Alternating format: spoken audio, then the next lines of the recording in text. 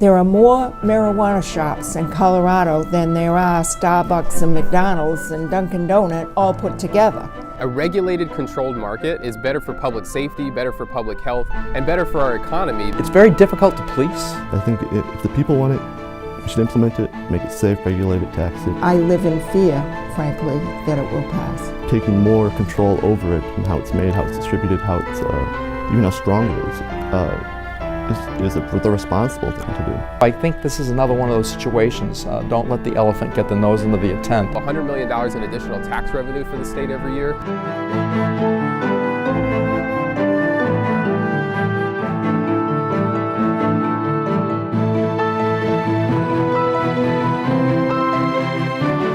For those of you who decide to hit the polls in just under a month, you'll have more to decide on than just who will be the next president of the United States. You'll also be faced with multiple ballot questions, and there's been one ballot question in particular that's been on the lips of North Attleboro decision makers.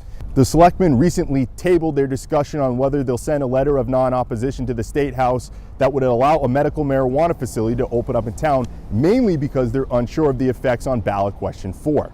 Ballot question 4 focuses on the regulation of recreational marijuana in the state. We had a chance to dive into the topic from all angles, speaking to those who support and those who are against it. I'm certainly in favor of it, at least in principle. I do disagree with some of the regulations and the way it's going to be implemented. I don't think it's that part of it's been thought through very well. For instance, the treasurer gets to appoint 2 of the committee members, and she's supposed to do this on a number of criteria that are certainly outside the field of his expertise. And so I'm not sure that that's the best way to regulate it. I think that when we've been fighting a war on drugs for many years, and we're not winning. We don't regulate. We have no idea how much marijuana is even in our state right now. We have no way to test it, no way to control it. I think if you are truly worried about the other effects that marijuana could have on society, then taking more control over it and how it's made, how it's distributed, how it's even how strong it is the responsible thing to do. I will be voting no on that question. I look upon marijuana as being an entry drug, and I think if we legalize it, that it just serves as a pathway, not for all people, but for some people, to become involved in, continuing to take some form of drug for the rest of their lives. And by legalizing it, for the sake of whatever income we're going to make from it, I believe in the long run will cost us a tremendous amount of money just to police it and to make sure that everything that's happening is legal.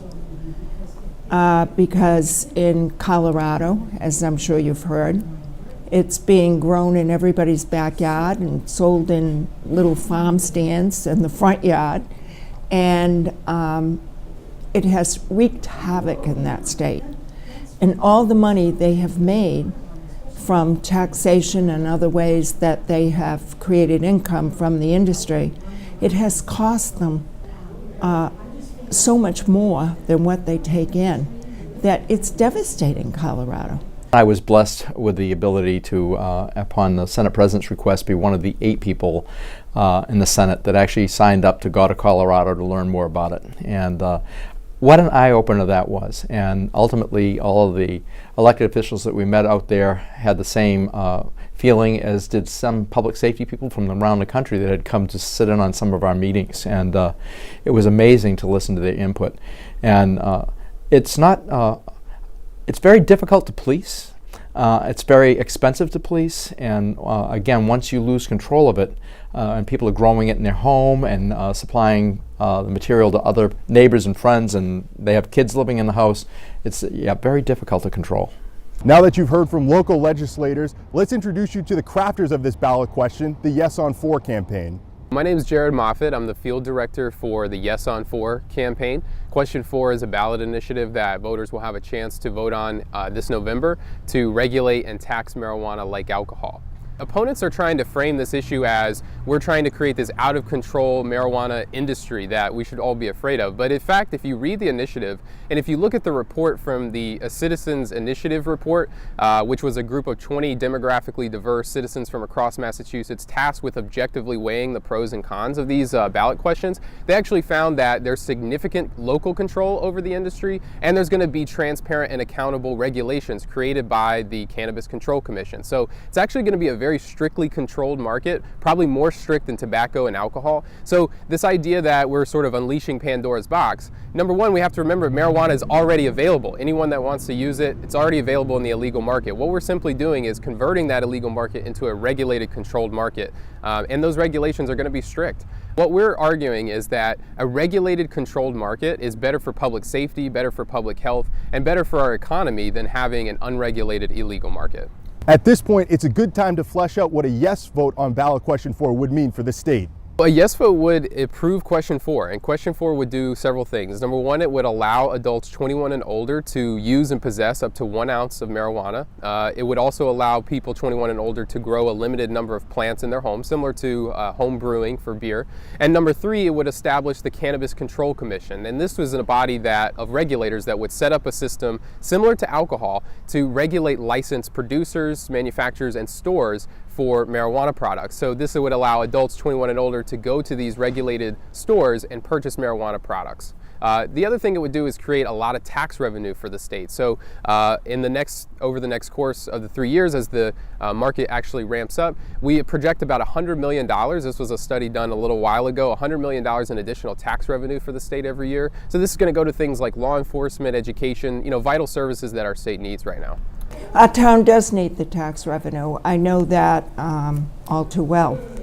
And there is no one who would like to see our town improve its economy more than I. But I don't believe this is the way to do it. And to take money on the backs of people that it will hurt is the wrong thing to do.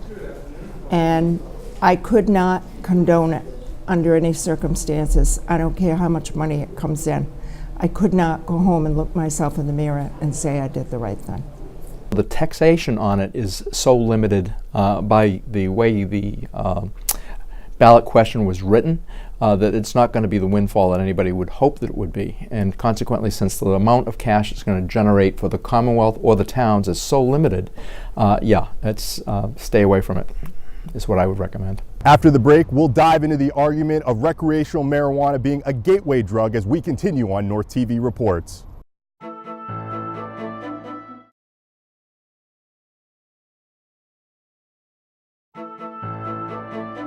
Would the legalization of recreational marijuana lead to the use of harder drugs across the state? Well, both sides seem to think differently on whether marijuana is a gateway to those harder drugs. We hear a lot from opponents that marijuana is somehow a gateway to harder drugs. This has been debunked time and time again. So the idea that there's somehow a causal mechanism that using marijuana leads to other drugs is simply not true. The vast majority of marijuana users don't ever progress to use harder drugs. And if anything, what's the gateway that research has found is the fact that marijuana is illegal. So it's its status as an illegal drug that exposes people to other illegal drugs. That in fact may be the only gateway connection there. So what we're trying to say is that states that actually have more access to legal marijuana actually have 25% fewer overdose deaths from opiates than states that don't have access to legal marijuana. So we actually see that instead of being a gateway, for some people it can be an exit way. And that's part of our argument, is that people need a safer alternative to these opiates that they're using for pain, because opiates are addictive, can cause overdose. Marijuana has never caused a single overdose in the recorded history of society. And so what we're saying is, let's allow people to have easier access to a safer substance and stop criminalizing people for using this safer substance. Well, where are the people getting marijuana from now, right? They're getting it from drug dealers. So if you're really concerned about it being a gateway drug, why don't you take it away and regulate it? And so people don't have to go to drug dealers who also sell other drugs just to get marijuana. I have been very involved with the opiate crisis that we experience here in the Commonwealth, and talked with families and met many people who have been affected by it. And it is absolutely devastating, not only to the individual who is involved with it, but to their entire family and everyone they know. And marijuana is proven to be a gateway drug. And I know that there is an argument that it will be controlled and not as dangerous as it would be if it was bought in some illegal fashion. But it is still a drug. I do believe it will become habitual, and if for any reason an individual who is a habitual user of legal marijuana, there is nothing to prevent them from getting illegal marijuana because they can get it now through certain sources. So it just is an encouragement to partake in something that we clearly know is not good for you. We know it's not good to smoke cigarettes. So why would we encourage someone to be smoking marijuana? I just don't understand. It doesn't make any logical sense. We have worked so hard to educate, particularly our young people, not to get hooked on smoking cigarettes. When I was a young girl growing up, everybody smoked. Movie stars smoked, everybody's parents smoked, teachers smoked, policemen smoked, everybody smoked. You don't see that anymore because we know it's harmful and we know it's bad for us. So why are we flip-flopping on this particular thing? We can say Camels and Winstons and Pall Malls aren't good for you, but marijuana's fine. It isn't fine. It's still bad. So as many of you know, the state of Colorado has already legalized recreational marijuana, and as you've heard earlier in this program, State Senator Richard Ross has been out and seen Denver firsthand. But there's differences of what could happen in the Centennial State compared to what could happen here in the Bay State. Well, I think the difference is, again, we can, once, if it were to pass, it passes, we can have legislation around some of the pitfalls that we see in it. Out there, it was a citizen amendment that changed the Constitution, so literally, Coloradans have the right to grow and possess, which can be a nightmare. The other thing they didn't anticipate is that industry got so big out there that it overtook all of the other economic development kind of industries, trucking and transportation and all those things. And now they can't get the things that they want around the state because the pot industry has gobbled up all of the capacity. So I think there's a whole lot of unintended consequences. The biggest one here too is the edibles and the things, keeping it safe and away from children. I don't know that just purely packaging it with kind of X's on it and stuff like that keeps it safe. And I think all of us, again, I was surprised even our most liberal colleagues that went with us ended up being against it by the time we came back. So. I'm sure you've heard the statistic about there are more marijuana shops in Colorado than there are Starbucks and McDonald's and Dunkin' Donut all put together. And we know what those companies mean and how many there are in our state. So, you know, if you envision that it's so popular and it's such a wanted product, particularly once you're hooked on it, that they're on every street corner and in every yard and every community. And I just think that we shouldn't bring that kind of devastation to our Commonwealth.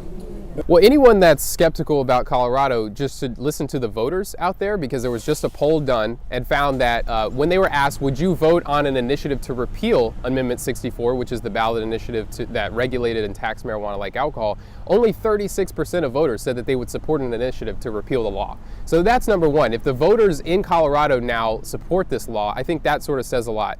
Number two, Governor Hickenlooper, who is overseeing this program, he was initially skeptical and very opposed to the initiative in 2012. He's now come around and said things like, if I could wave a magic wand, I'm not sure I would do that. He cites things like improvements to the economy. It's created thousands and thousands of jobs. It's brought in a lot of tax revenue, more than enough revenue to cover the costs. In fact, they're now rebuilding school buildings, things like that. So people that were initially skeptical, including the governor, have changed their position. And the voters, most importantly, have said that they still support this and overwhelmingly wouldn't repeal it. So you just heard edibles mentioned in that last segment, and according to the Yes on 4 campaign, those would be focused on by the legislation just as hard as the plant. So the key with edibles is regulation, right? In an illegal market, we can't regulate edible products. It's not like they don't exist now, it's just that they're unregulated. So once we have a regulated market, the state regulators can create all sorts of sensible rules around packaging, such as making it child-proof, making it not appealing to kids, mandating that there's no advertising to children. That's all written into the initiative. So when we talk about edibles, we're not saying let's unleash this, again, this Pandora's box. We're actually saying let's regulate it, let's control it. And that's going to be a process where we look to other states, we look at what our citizens want, and we create sensible regulations to control that. So this idea that this is going to be some out of control situation is just not true. Again, with edibles, it's important to keep things in perspective. We allow alcohol use, and edibles by every measure are less harmful than alcohol. So when people talk about children accessing edibles, as parents, we have to be responsible. We can't allow our kids to go under the sink. We can't allow them to get access to vitamins that they shouldn't be taking and using too many of those. So when we're talking about edibles, it's just like anything else in the house that you don't want your kids to have access to. You lock it up, and we have to expect responsibility from the parents, just like we do with alcohol or many other substances that are commonly found in houses. After the break, can we equate marijuana to alcohol and legislate it in a similar fashion? We'll find out on North TV Reports.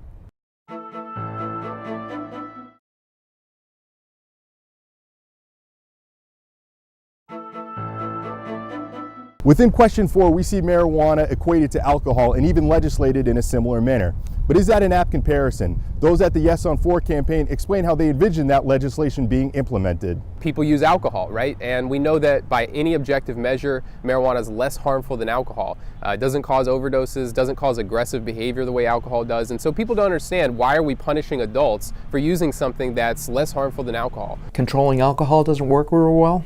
We have fatalities all the time. We have kids partying in the woods all the time. We lost a girl in Norfolk with alcohol issues a few years ago, and it's become a big issue. But we have seen federally, we tried to do prohibition years ago, and that failed miserably.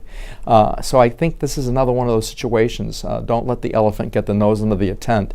I think the admonishment of public safety out in Colorado was good.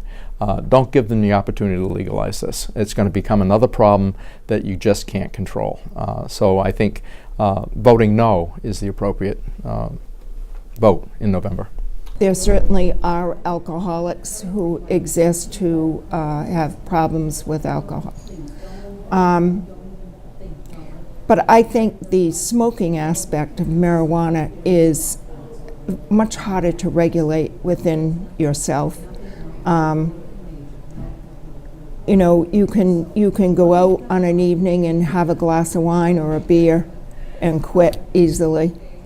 But once you start smoking, it's not that easy to quit. It takes over. Being an attorney, I know there are many situations where police officers aren't assured that someone's under the influence of alcohol. They still take them in and give them blood tests. I don't see why it would be any different with marijuana if they really, there was a real suspicion that somebody was operating under the influence. That being said, marijuana is entirely different. It's an entirely different species of drug compared to alcohol or any other drug, and I would concede the fact that it hasn't been well studied in terms of the effect on driving, but I can't imagine it would be any worse than the drugs or substances we are allowed to take legally and drive, right? And so without any statistics to back up those arguments, I don't see a problem implementing a sound framework that's not different, not that different from alcohol when it comes to driving while impaired. There's also a social justice component to this ballot question. It focuses on the war on drugs and how it disproportionately affects minority communities in the state and around the country. From a criminal justice standpoint, I mean, the war on drugs has disproportionately affected low-income people and African Americans. I think that alleviating the stresses that are caused by marijuana offenses is absolutely necessary, and it's probably part of a better comprehensive scheme for criminal justice reform. To me personally, this is really an issue of social justice, and the war on drugs has disproportionately targeted people of color, and we've ruined far too many lives by arresting people for marijuana and other substances, and this is a chance to take a different approach with marijuana. So question 4 to me is about stopping the harm that we're creating now. Even though marijuana is decriminalized in Massachusetts, we still arrest people, and according to the most recent data, people of color are arrested at 3 times the rate compared to whites for possession, and over 7 times the rate for selling and dealing. So what we want to say is, let's stop that policy, let's stop this nonsense and create an actual public health model, which is about regulating, just like we regulate other substances. So to me, that's what it all boils down to. What we've been doing has failed, and this is a sensible solution to the problems that we've created under the war on drugs. Well, I think their population within our communities is equally as negatively affected by drugs, and consequently, we may be helping them assimilate into society by keeping drugs out of their hands too. And consequently, I'm not sure anybody becomes a victim by us not legalizing pot in Massachusetts. I don't think the marijuana or the drug problem overall is confined to the minority community. I think that you will find on college campuses across this Commonwealth that young people of every ethnic variety are indulging in, some proportion of them are indulging in this drug culture, whether it be marijuana or something else. And most of the families that I've dealt with that have children or family members who have succumbed to the opiate crisis, there's no one theme there. They run across all economic areas and all ethnic varieties. And I conducted an opioid forum in North Attleboro back in April. And I had 2 young men at the very end that stood and said, one was a high school football captain and a hero from a wonderful family in town, as white as could be. And he begged us to do something about this crisis. And so why, on the other hand, now are we going to introduce something that we know leads to this kind of thing? So I have no proof that it affects one portion of our communities. I don't believe that. So we've heard all the major talking points, but let's hear some final thoughts on this ballot question. The people that are against, I think that it's an issue about whether they think this initiative is really about a referendum on marijuana itself. And what we try to convey is, look, marijuana is already used. We're not stopping marijuana use right now. This is really a question about the policy, not the plant. And so what we say is that the policy of regulating and controlling it is actually going to be better for public health and public safety than our current situation now. I think that if the people pass this ballot question, then the obligation is to implement it. I mean, I think that is the trend in this country. Especially, I think California is voting for it now, so I think we should pass it. I think if the people want it, we should implement it, make it safe, regulate it, tax it, and going forward, I think everything, all the other systems that we worry about, criminal justice, mental health, even, for medicinal uses, it'll all become more accepted. People will be able to talk about it more, and I think it would lead to a much better outcome on many different fronts. I've raised a family myself, and by the grace of God, my kids, all 3 of them, none of them are on drugs or have had a bad experience with drugs. But I don't know that it's solely because I was a great parent. I think they just made good choices. I'm aware there's a lot of homes where good choices aren't made, and consequently, because I also have the peripheral business that I was in before I got in the legislature, is I have a funeral home in Rentham. And I can remember many years where we've had either heroin overdoses or other things related to alcohol and driving impaired. And I think to create another impairment for our children is not a good or wise decision. Why are we, as a civilized society, giving the impression that this is fine and this is okay and you're going to be healthy and well and it's just a fun thing to do? I don't believe that. I live in fear, frankly, that it will pass. And I sincerely hope it does not. So you've heard from those who stand in favor of ballot question 4 and those who stand against it. The question's now in your hands. Continue to do your research, hit the polls on November 8th, and make your voice heard. For North TV Reports, I'm Jared Ware.